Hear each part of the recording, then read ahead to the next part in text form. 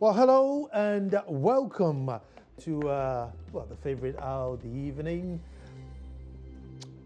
where we bring you the topic. Sit down in your couch, relax, and then we discuss it in depth. And today we are looking at the free SHS proposal, which the president obviously announced when he was celebrating amongst the Okrapaman old students.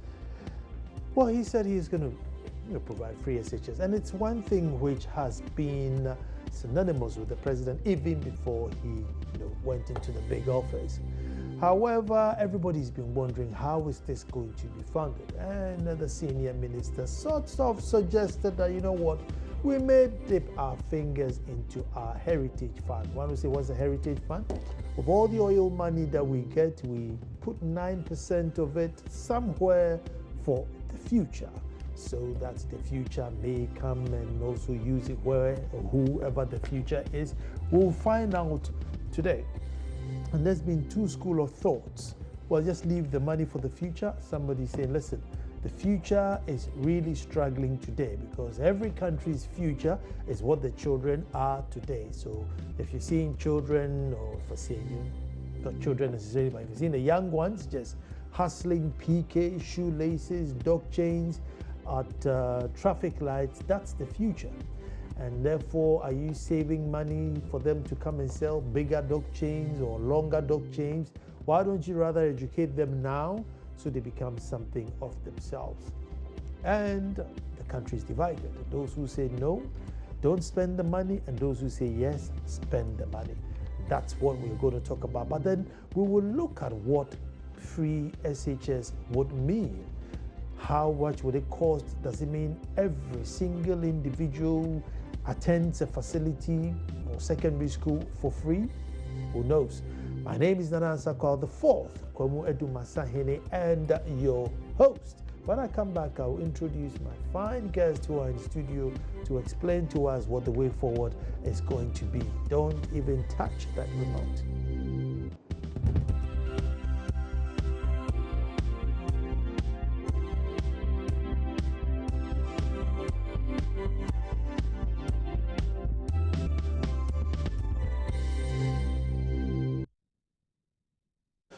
Thank you very much for staying. With me in studio is senior citizen, Mr. Michael Nsoa, former Director of Education, very passionate about education.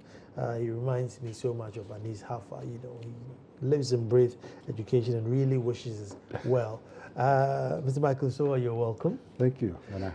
And then also in the studio is the Dr. Ishmaelaka, Head of Policy Unit for ASIP, to also tell us what is it about the Heritage Fund that he doesn't want us to dip our fingers into it.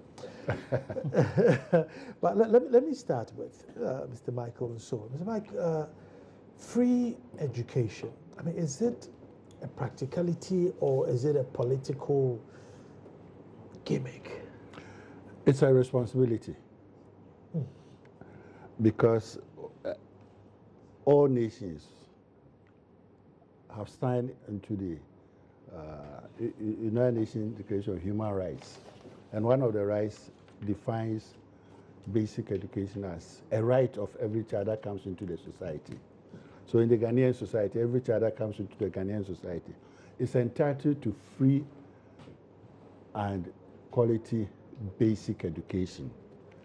Now, Nanado has recognized that the definition of our basic education in Ghana, which terminates at the JSS level, is not enough. One, children who complete JHS are not supposed to work. But the structure is saying that when you complete JHS, you can either continue or go into a world of work. Now with 13, 14, 15-year-olds, how do they go into a world of work? They don't have they don't have the skills to be employed into these areas. Two, they are too young to be employed because this is also against the international labor laws where the age to be employed in work, it should not be below 17. So if people are being thrown into the sea, no wonder you have all of them at the traffic junctions, because they are not qualified. They cannot be employed, one. And two, they don't have the requisite skills to be employed, and they are underage.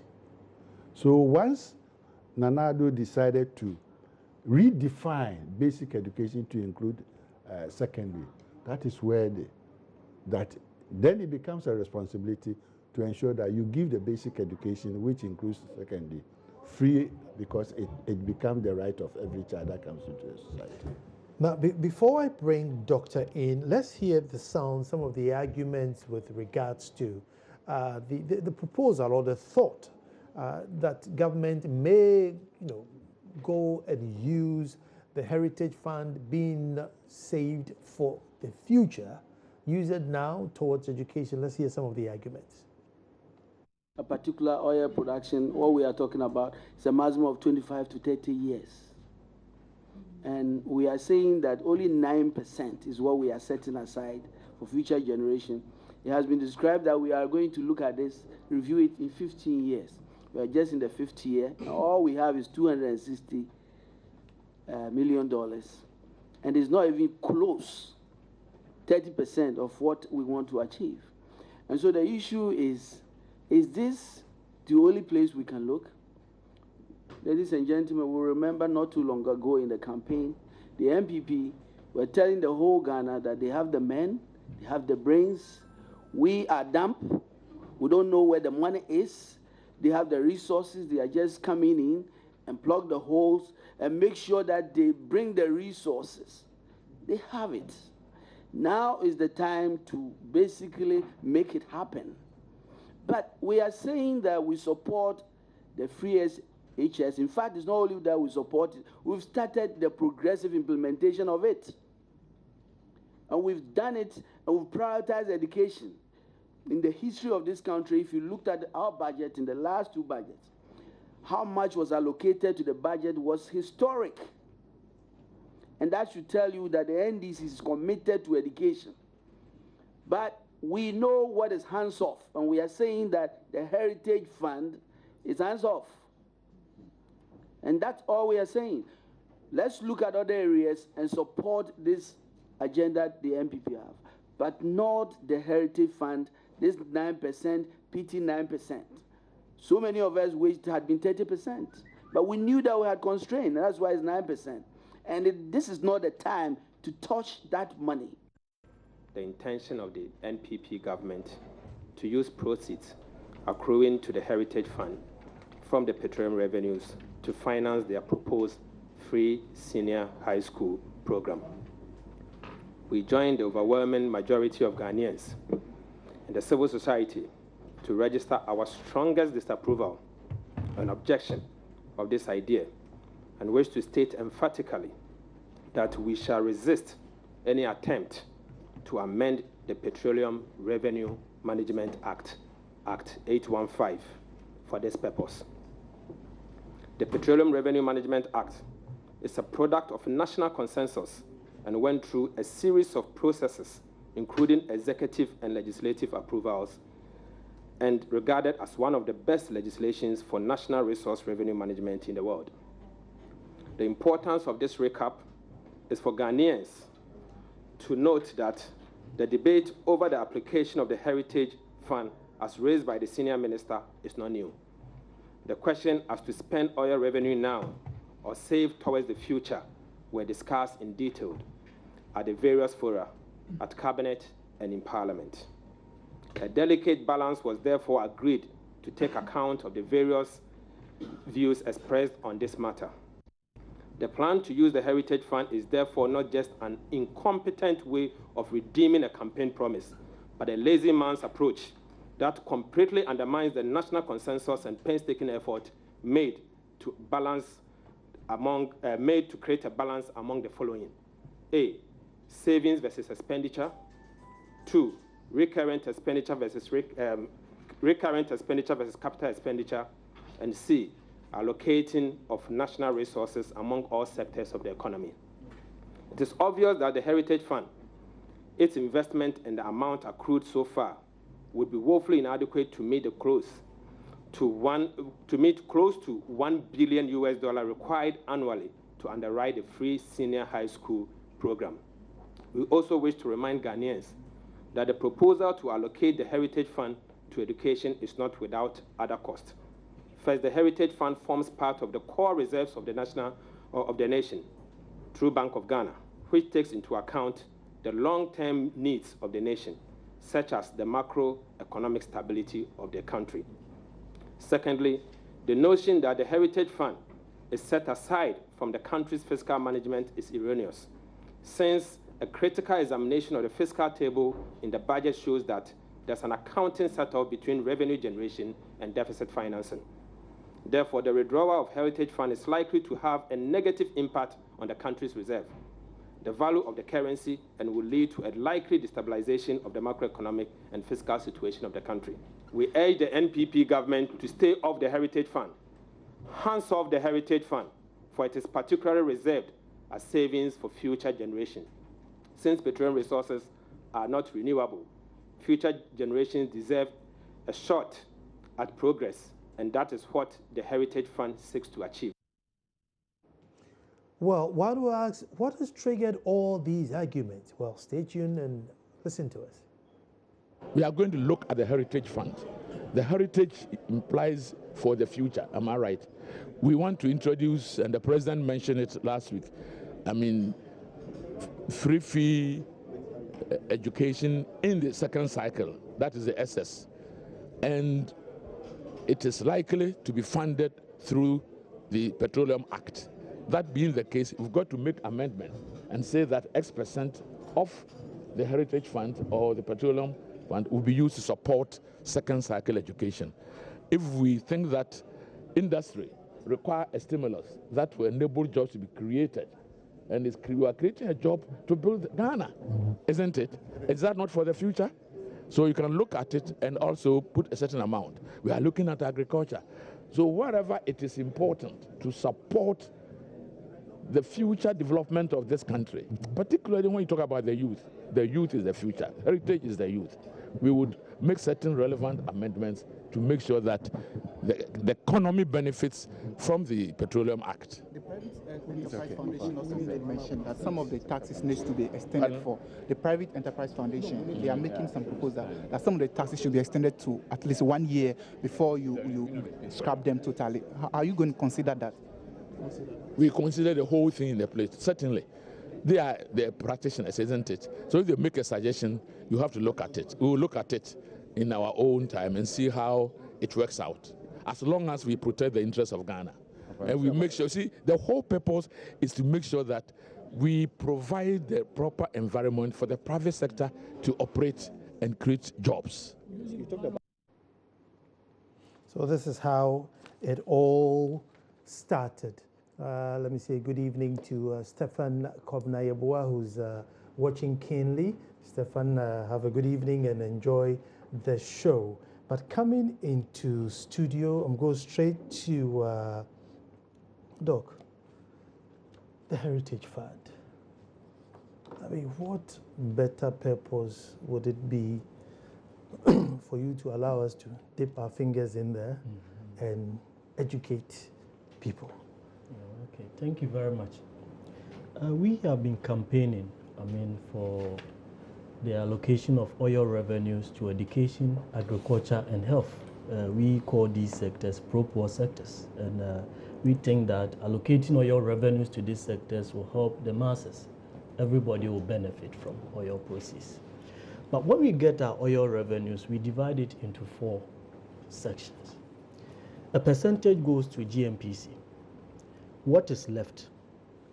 70% goes to support government budget annually. We call it the annual budget fund amount, ABFA. So it's left with 30%. 9% goes to Heritage Fund. The essence is that we have a principle of intergenerational equity, that the resource does not belong to just the current generation. It also belongs to a future generation. So let us have some endowment, and that is what even the law says. When they come, they will decide what to do with that money, 9%. 21% goes to the stabilization fund. Oil revenues are very volatile because oil prices on the international market fall and rise almost on time. So when prices fall, instead of government going to borrow, you can go to the stabilization fund to take some percentage and come and support government budget. So we have a very beautiful framework. Now what it means is that the government has control over 70%. Now the law says that every 3 years, the finance minister, in the absence of a long-term development plan, is supposed to select not more than 4 priority areas. Not more than 4. So you can select 2, can select 3, or you can select 4. The previous government selected 4: agriculture, capacity building, roads, and amortization of loans. So when you look at MPP's manifesto, it said they're going to spend the oil revenues on education, health, agriculture, and industrialization. What we are saying is this. Over the past 5 years, the Heritage Fund has received about $249 million. The annual budget fund amount, the money that goes to the government, has received about $1.4 billion. That is quite huge. Government has control over, and the law gives you the authority to prioritize. So if education is your priority, which we believe should be, then why don't we say that the next 3 years, we are going to fund, going to use our 70% on education and maybe agriculture. The allocation that will go to education, we share it into 2. Under the goods and services budget, we spend on our free SHS. Under the capital investment budget, maybe science resource centers and other things too, more like, because many people may come in, we have to expand. This is the argument. So that we have another debate on the Heritage Fund, that 9%, which is not even sufficient to fund the promise. Do we save it locally? In fact, we've saved it for about 5 years. People are complaining that the interest we get is so low. So should we bring it locally? Do we invest it in monumental projects? What should we do with it? That should be a national discussion. But the government has the whole authority and the mandate to use so much, about 70% of the revenues we have. So I don't see why we should stop talking about the ABFA, which is even larger, about 7 times the Heritage Fund, and be talking about. So we have a situation where a father has 100 and you save 2 for your child and you have 98. You are not talking about that and say, I'm going to withdraw the 2 I save for my child to go and pay his fees. Your wife tells you no, and you say that your wife says, because your wife says no, your child education is not your wife's priority. What about the 98? So I think we should concentrate on how we prioritize the 70% and spend it on education and maybe agriculture. Let me stay with you. Probably an unfair question, but if you look at this deficit and debt and everything that's been left, which we really, no matter how important education is, we just simply can't let this debt go, because otherwise, they write the country off. Could it be why they say, listen, let's use some to offset some of our loans and then dig into these heritage funds until we are even? In fact, the law was amended. The petroleum law was amended in 2015. And one of the main reasons for that amendment was that we wanted to use a percentage of the revenues to pay debt. So Parliament created another fund called the sinking fund. Now, this is how it operates. I said 21% of the petroleum revenue goes to the stabilization fund. Mm-hmm. Now, the law gives the finance minister the authority to cap it. Now, what it means is that a ceiling, the finance minister can place a ceiling on the fund. So let's say we have 500 million in the fund. The finance minister can say the ceiling is 300 million. It means that we have 2 million excess.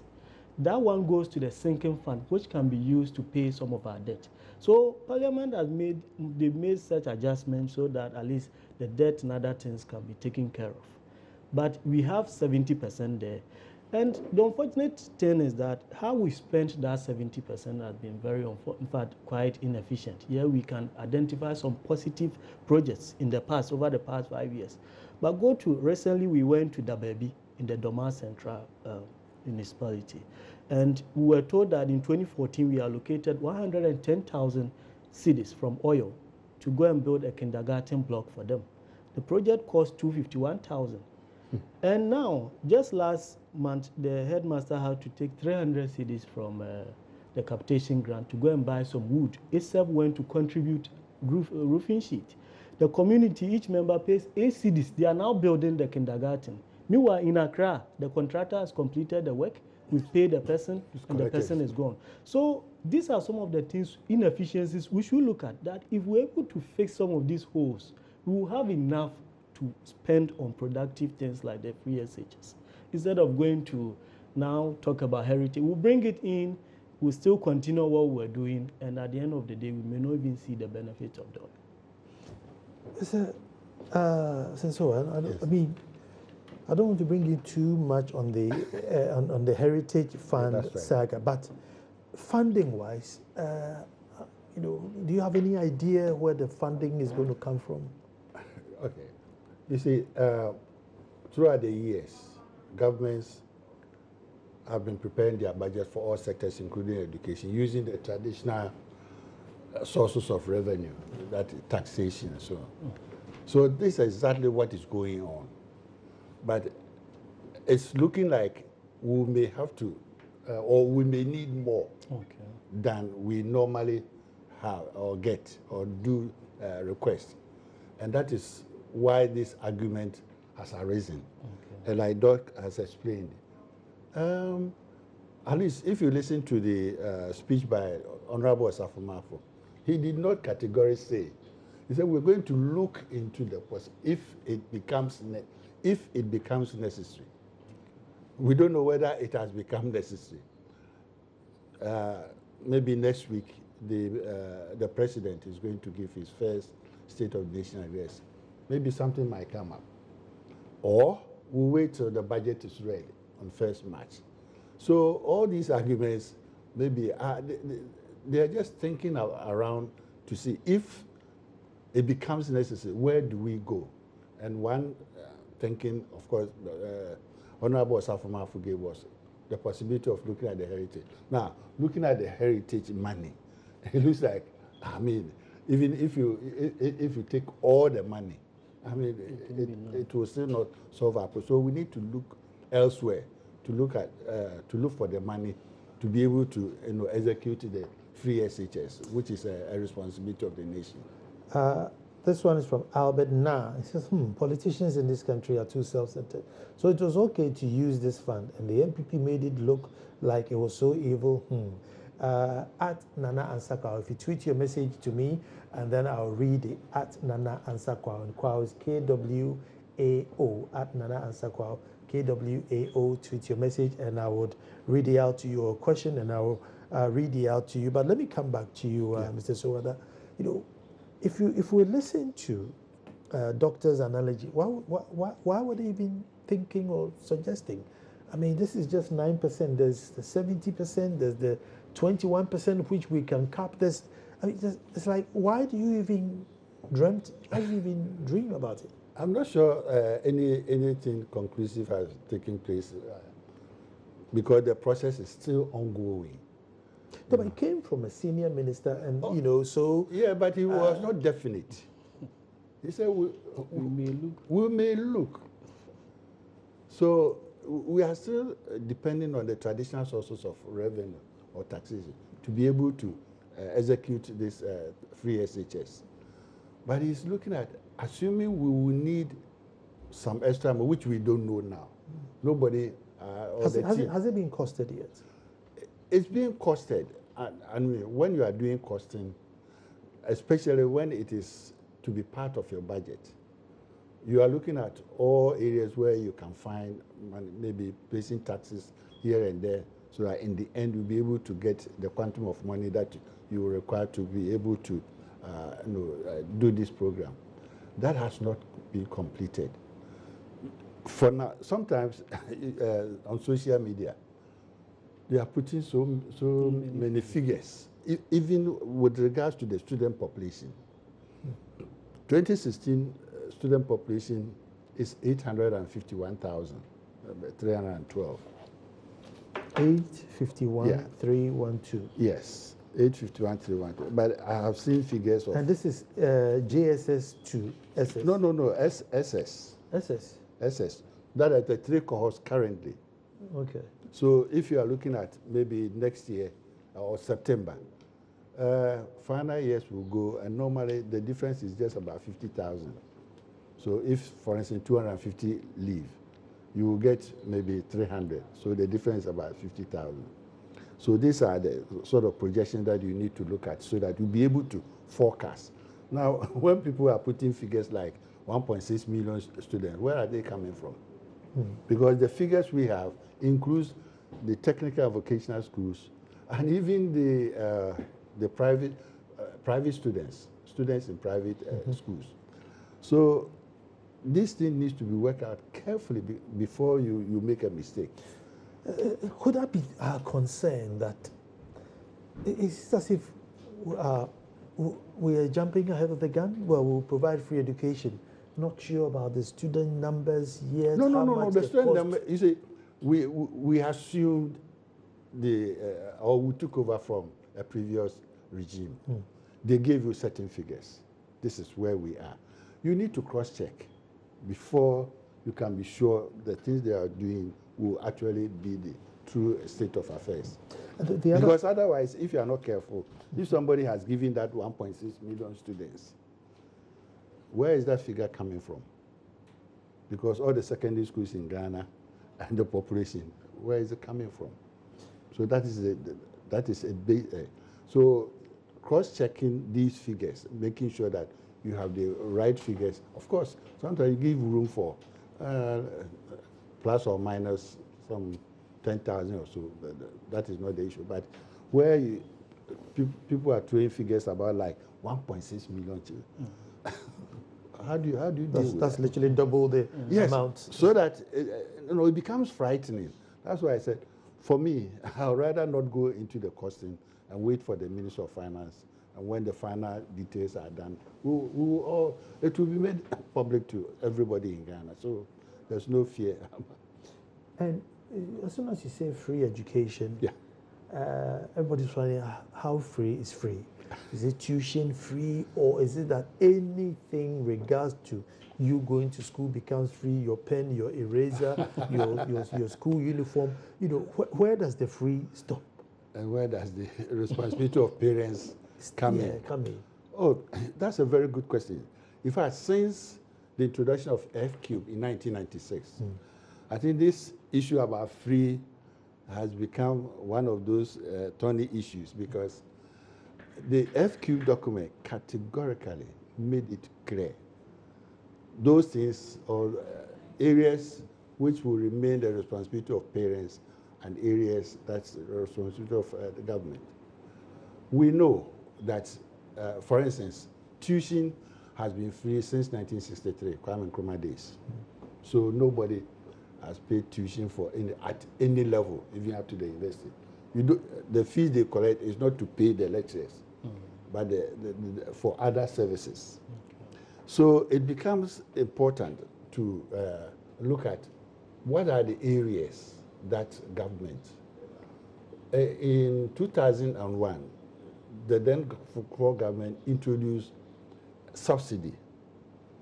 This was to sort of give relief to parents, because apart from the normal, for instance, you don't pay fees or tuition fees, for instance. Now, things like fees that were collected as internal generated fund for the administration of schools to operate included maybe buying FUSCA papers for the running of the administration and even exams. You were talking about pens, but these are not. So utilities and so on. These were all absorbed from 2001, and therefore it gave a big relief. So in effect, children who were going to school were only paying, especially for the boarders, much of 90% of their fees that they were paying were for their feeding, and then a little or some items, very few items, which was across for both day, and in fact the day schools students were paying as little as 30 cedis per term. So we are looking at a new position. The president announced feeding for all of them because of some of the studies that people have done. Some of the day students go to school, either they leave early, but they don't have enough money in their pocket. They go to school and therefore have to depend maybe on friends and that kind of thing. Is it possible to support these day students? So the president announced, if it is possible, maybe they will get free lunch. And then the day students, the previous government started a scholarship.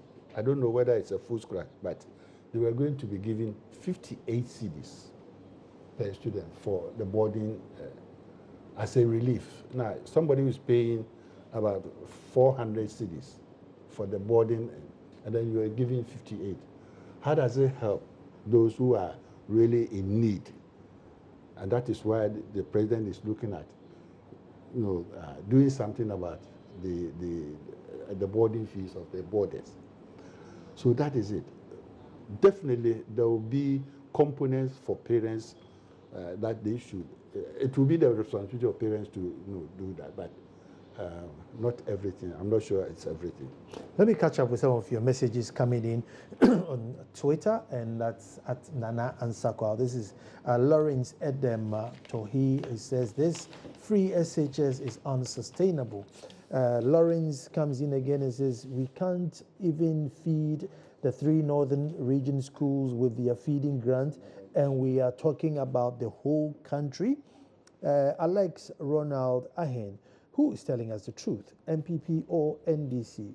Lawrence Zedem comes in again. He says, if as a parent you can't take care of your child, then it's a shame to you as a parent to bring them to the world. Chris Agri, free SHS policy by the MPP government is a laudable idea and must be given all seriousness. Heritage Fund or not, free SHS now. Jay Zamani says, I'm all for free SHS education, but touching the Heritage Fund, I am not for that. Will Morris says, I see nothing wrong with it, financing the free SHS with the Heritage Fund. If not now, then when? Keep your messages coming and I will catch up with you. And I'm going straight to Doc. I mean, is education not so? I mean, even if we're going to spend 100% of our oil money on education, I think it will be probably the most justifiable way to spend, our money. And, if you listen to what people are saying, boarding fees and FQ, but I mean, it's going to cost us a huge lot. Yeah. The teachers have to also have to probably be doubled or tripled so that they are really, really motivated. Yeah. And a teacher that looks like you, so that the child wants to be, like you two. A teacher comes to the class and the child is thinking, I don't want to be like him or her, So, I say, should we re-look at the law and say, listen, pump the money into education, because once these children are educated, they need no heritage funds. They will become doctors and stuff and won't depend on anything? Well, we should look at education. And as I said, almost everybody goes to school. So if you spend all your revenues on education, everyone gets some dividend. Something that, yes, I also benefited. But as I indicated earlier, the law has given that room to the government, that we have so much, about $400,000 coming to you, even from one field, Jubilee alone, annually. That is the ABFA. It comes to the government. You decide not more than 4 areas. The mistake the previous government did was that they would say 4 areas, but in 2015, for instance, they selected 16 areas, including even energy, so many other sectors. There are years they even allocated monies to the Musician Union of Ghana from oil. You don't know whether that falls under agriculture or it falls under bus branding and all those things. So you can decide that yes, for us, we are going to do maybe only education with us 70%. Unfortunately, we have 2 additional fields coming. We had only Jubilee. We were producing oil from only Jubilee. Over the past 5 years, we had about $3.2 billion from one field. Now we're going to get 2 additional, so it means even more money coming in. The 2 additional fields, do they have the same capacity as Jubilee or less or more? I mean, when you take 10, for instance, initially it may not be that much as Jubilee, but I mean, it will catch up. I mean, we can go around 80,000, 90,000 barrels going. Sankofa is more of gas, but I mean, gas too we sell, so we can get more money, but we have a little oil too there. So what I mean is that additional money will be coming, even to help sustain the. What we have to do is to make education a priority. The law says, select your priorities. And you say, yes, education. So for me, this 70%, I'm going to spend it on education. You can select 2, maybe education, agriculture. And that is all what we are saying. If you say we are going to do amendment, a policy is to be implemented in September. Before you touch the Heritage Fund, you have to go to Parliament to do amendment. How long will it take you to do the amendment for you to start even implementing your policy? Meanwhile, you have the room to use something you don't need anybody's approval to use.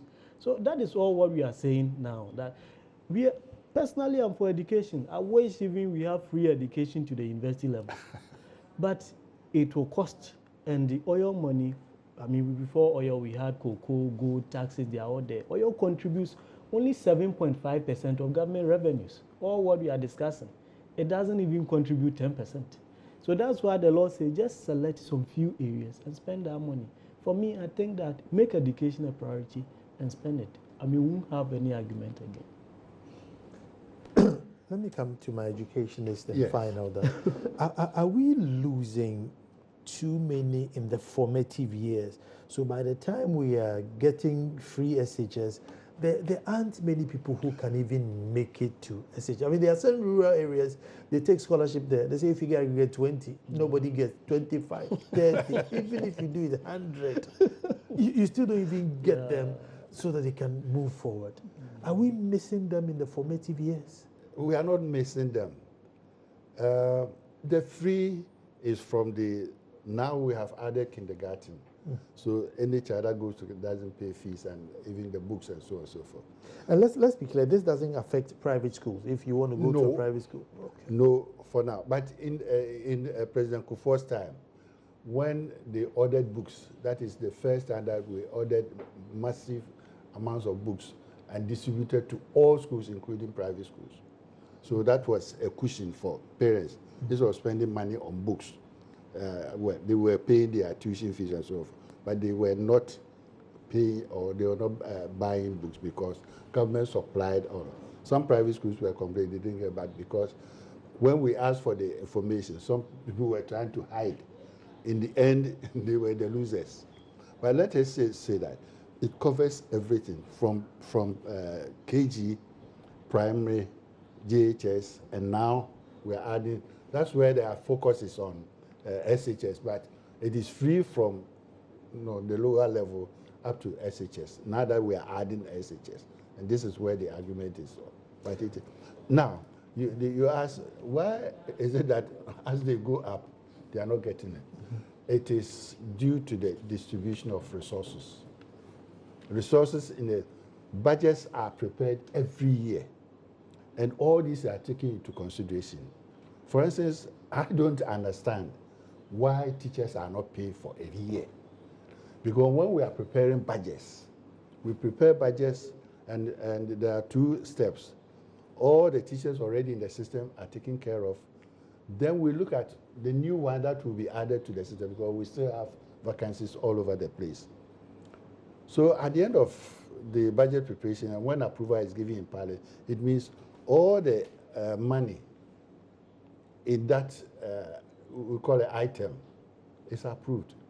So when people are talking about clearance, the clearance means that when the old lists or the old teacher or teachers already in the system are taken care of, now you are going to add the newly trained people who are going to also be added.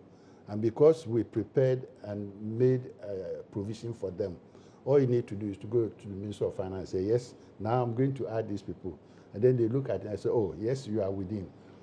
Now it's become something like, in fact, recently when we met some of the unions, they were saying, they were begging the new government to abolish the policy of 3 months for 1 year. I said, what? Who made that policy? It is because when budgets are made, the distribution, the disbursement is a problem, because they make provision for the provision of, or the purchase of logistics, chalk, register, everything, books, and nothing happens, and nobody says anything. And then we come to say that, so the question you were asking, if there are no logistics, teachers are not being paid, and so on and so forth, you get a situation where the children will never benefit from the education that they are receiving, because everybody is angry. So what do you expect? Just to deviate a little bit, there's a teacher, and I think 2 towns before me, and I think he had waited for so many years without pay. And because he's a known teacher, but teacher, so he's getting 2 cedis tomatoes, 3 cedis tomatoes, I think for about 3 years. And so eventually his pay came. I think they gave him like 3 months or something, and the amount of money he got wasn't enough to pay for the oil and tomatoes and things that he bought. And I think he felt suicidal. I mean, how do you go back to this market woman and say, I got my money, but it's not enough to pay for the food stuff? So that's terrible. But doctor, should there be some sort of hard targeting where, I know people may say discrimination, but there are certain schools that we all want to rush for. The Fancy Pims, the St. Augustine's, the St. Peter's. Add my school. Yes. Which one? St. Mary's Boys. Okay. Well, it's mentioned by already. You see, these are sort of nose, especially the missionary ones. They built a name for themselves, and so they are often fly. Well, if you choose those ones, maybe you pay. And then, these U blocks and E blocks that are coming, well, that's free. But we just make sure that the quality of education there is higher. I mean, I don't know, something to reduce the burden, because there are people who can afford and even pay for others. Well, the fact is I don't know, I know it will be very radical, but... Yeah, I mean, you have quite a sound argument, but, I mean, the policy is targeting individuals, not schools. And when you go to even a very top school, a very rich school, Fantipem, you will still find people who are still struggling to even feed or even pay for their school fees. And now we have this computerized system. So it doesn't discriminate the poor from the rich. They are somebody who may be very rich, but the person may be in so-and-so secondary in some village. Somebody may be very poor, but the person may be at Achimota.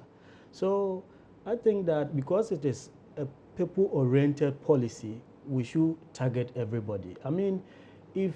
It's another issue where we are unable to target who's rich and who's poor. The issue has been data. In fact, I think that we started, MPP started this national identification, NDC came to continue, and I think that is something we need, not just even for this policy. So many policies, this LEAP program, NHIS, and so many pro-poor programs. If we have data, I think that we can reduce the burden. But if you don't have, I mean, it will be very difficult, because if care is not taken, you can discriminate against the same people you want to help. Yeah, people are talking about targeting, which the previous government was saying, progressively free targeting. Now, if we are targeting, we should do a nationwide targeting. Some people have been on scholarship in areas for over 50 years.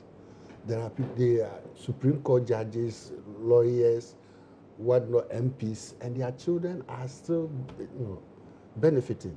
So if you are targeting, maybe that will even reduce the burden on the government, because those who can pay, many of them can pay. So if you are doing targeting, we should do targeting. So now, if you look at Central Region, all research shows that it's one of the poorest regions in this country. And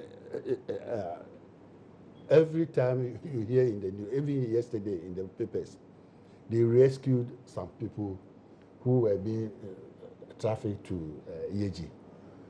I mean, so why don't we give the same treatment to the people in the, those who are still struggling to even pay the fees of their children? But it's targeting 120,000. How do you select 120,000 students and give them 50 ECDs to be able a scholarship for boarding houses? How do you do that? The number of children who every year are admitted into secondary school is around 250, 300,000. So if you are able to target only 120,000, I don't know where that data came from, to be able to identify people who cannot pay. But even those who cannot pay, you are giving them only 50 ACDs. 50 ACDs. For day students, 30 ACDs. I mean, how does it actually enable them to go to school? You see? So these are the issues. If you want to help everybody, it must cut across everybody. Doc, do you think it should run for maybe, let's say, 15 years and then we'll come back and draw it? Because it can't be something in perpetuity. Should we give ourselves maybe 10 years or 15 years? Listen, we're putting all our eggs in this basket for 15 years. Hopefully, whoever started class 1 by then would have gone through university, and then we'll come back and rethink. We may have a lot more, you know. Yeah, I think that we should have timelines to review, not either to stop but to see how we are even progressing, the funding sources, whether they are sustainable. Look at even the law, the Petroleum Revenue Management Law. It gave the Heritage Fund 15 years. So even by 2025, we are supposed to review to see, Parliament is supposed to review to see whether we should continue the same approach or not. When you take GMPC funding, the law gave it 15 years, that we are going to fund GMPC for 15 years, after which we will review. So I think this policy and all other national policy, we should have timelines that let us see whether we are making progress. The funding sources, are they sustainable? How is it even affecting the budget? Are people really benefiting from the policy? So that we either continue or maybe we do the targeting. You modify somewhere. Modify somewhere. So I think it will be a very good, maybe every 10 years. Let us review. Population may be increasing even by then. Looking at all these indicators to review and see. So another thing is bad or non-existent, living dead parenting.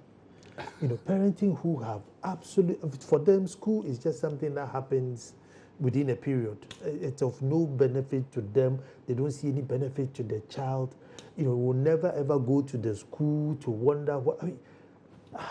That's a major factor in education. How do we tackle that while we are implementing this free education? Because there are people who don't care whether it's free or even if you pay them, the school to them is nothing.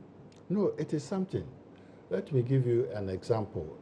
In 2005, when the government of President Kufuor introduced capitation grant, it was meant to ensure that more children are enrolled, because we were trying to meet the universal declaration of UPI, Universal Primary Education. UPE, Universal Primary Education. And when the capitation grant was introduced, because many of the children who were not going to school could not pay those small fees for sports, culture, and maintenance. These were the approved, authorized fees in schools. And many children were not in school. So government took a decision to absorb these 3 critical fees. And when government absorbed and introduced capitation grant, enrollment rose from about 200,000 a year to 616,000. Yes, the documents are there. 616,000. So yes, parents sometimes seem not to be interested, but it's all because of poverty. Now, when this thing was taken out, when this burden was taken off the heads of parents, look at the enrollment. And if other sustainable interventions had continued, Ghana would have reached a level where every child, the UPE, that is universal, every child would have been in basic school. So it is poverty, and that is what we're trying to see if we'll be able to solve so that everybody benefits. At Nana Ansakwao and Evans Dana tweets and says, what will become Ghana's future without access to education by all children? Children are our future, not the Heritage Fund. And Kekwanansi says, can't we just double the tax we get from the mining sector? Reviving collapsed mines can close this chapter. Or, you're asking, again, he comes in and says, is the kind of education system we have now what we intend to make free? That's a big, I think that's a very important question. Are we going to make this, the type of education we have now, is that what we want to make free? Or is there going to be a bit more quality in there? I think I'll give the last word to you, Mr. How quality-wise is also become a big issue. You see, sometimes the argument is, oh, let's achieve access before we improve quality. How can you go to school just to sit there and wait until the school is full before we bring a teacher, books, and so on and so forth? There are three pillars. You cannot do one and leave the other two. That is access, quality, and management. And management is very critical, and that is one of the key things that is ruining this country.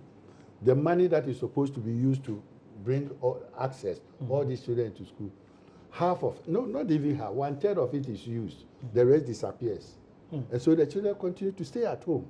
So the access that we talk about is not, now if I have a paper here, the access that the previous government was talking about, building 200 and something schools, the 40 schools that were built, that were supposed to have been commissioned, some of them don't have students. Meanwhile, students have been, because they could not complete the building. And some of them are in areas where nobody will ever, or very few children can access. So how have you solved the access problem? Because you need to put in, a structure that will make sure that the access means something. Is there a plan to retrain teachers or reorient teachers? Oh, Ghana has come to a point where we are almost there with teacher supply.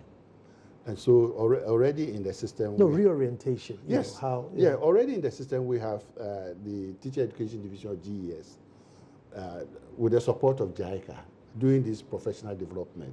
The people already in the system are still going through this exercise of updating and upgrading their skills so that they'll be able to offer better teaching and learning, to the children. So yes, that is where we are, and that is where, again, we need to put in more money to be able to do that. Well, all too soon, that's what time will allow us, but let me say that in the Esuajamine district, we are proud to say that we are using the Jollyphonic method, so reading is very, very high in Esuajamine, so maybe they should do it nationally, Jollyphonics in the Esuajamine districts, and it's very helpful for the children in their ability to read. But with me today in the studio has been Mr. Michael Nsoa, Dr. Ishmaelaka. It's been a very insightful discussion, and it looks like one of those discussions that will come back to the table again, because as for education, we leave it to our own peril. My name is Nana Ansakwao. This has been PM Express. Tomorrow we'll be back to do this all over again, but I always give you this number before I go: 024-366-2001. 024-366-2001. Tanti's Fashions, they make me my shirts for the show. Give them a call and get one for yourself. Tomorrow we'll be back to do this all over again, and thank you very much. Actually, no, tomorrow we're starting a Ghana at 60 series. We have an in-depth discussion with Professor Batterson. Ghana from independence, political history from independence to 2017. Ghana's political history from independence to 2017. You would